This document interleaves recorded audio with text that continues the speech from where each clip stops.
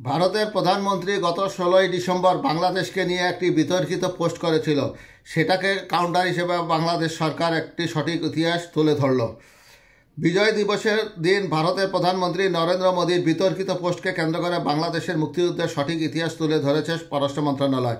বুধবার মোদীর বিতর্কিত পোস্টের প্রতিবাদে এক বিবৃতিতে মুক্তিযুদ্ধের ইতিহাস তুলে ধরা হয়েছে।